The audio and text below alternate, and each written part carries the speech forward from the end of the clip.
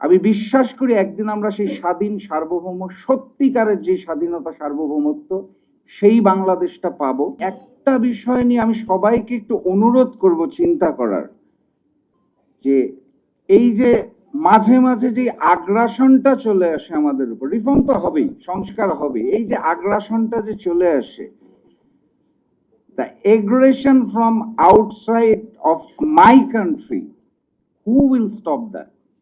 That is the main question. Who will stop Indian aggression? Who and how we will stop the interfere of our election by others countries, by powerful countries? মানে এটা দুঃখজনক, এটা আমরা স্বীকার করতে চাই না, মুখে বলতে চাই না, ফরেন গেস্টরা আছে, সাংবাদিকরা আছে, বললেই তো বিপদ হয়ে যাবে। আমার নির্বাচনে যখন বাইরে থেকে প্রভাব খাটানো হয়, রেজাল্ট চেঞ্জ করে দেওয়া হয়, আগ্রাসী ভূমিকাটা আসে, who will stop that Indian aggression for my country? That is the main question. আমরা সব সংস্কার করে যদি আবারও সেই আধিপত্যবাদ এবং আগ্রাসনে পড়ে যাই, তাহলে সেটার সমাধানটা কি হবে? এইটা নিয়ে কেউ কথা বলছে না, কেউ বলতে চাচ্ছে না। মানে দ্বিধা দ্বন্দ্ব ভয়। শেখ হাসিনাকে নিয়ে আগে অনেকেই অনেক কিছু বলতে চাইতো না, এখন আমি ঘরে ঘরে সংগঠন দেখতে পাই।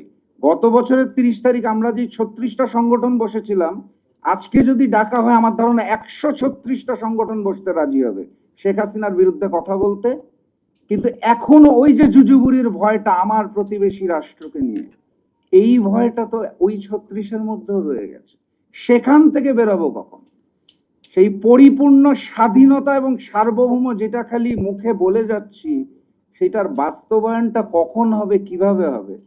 এই প্রশ্নটা একটু নিজের আত্মার কাছে এবং বিবেকের কাছে, আমরা যারা বাংলাদেশি আছি, স্বাধীনতা সার্বভৌমত্বের কথা বলি, তাদের নিজেদের বিবেকের কাছে ওই প্রশ্নটা জাগ্রত করার আহ্বান আমি রাখতে চাই। আমি বিশ্বাস করি একদিন আমরা সেই স্বাধীন সার্বভৌম সত্যিকারের যে স্বাধীনতা সার্বভৌমত্ব সেই বাংলাদেশটা পাবো। এবং স্যার যেটা বলেছে সূর্য সন্তান, সূর্য সন্তান আসলে লাগবে স্যার। সূর্য সন্তানরা যারা দেশের স্বাধীনতা এবং সার্বভৌমত্বকে ফিরিয়ে আনবে। আমি বলছি না যে ববি ভাইকেই সূর্য সন্তান হতে হবে, আমাদের সবাইকে হতে হবে স্যার, কারণ আমরা ওই স্বাধীনতাটা চাই যেটা আমরা এখনো পাই নাই।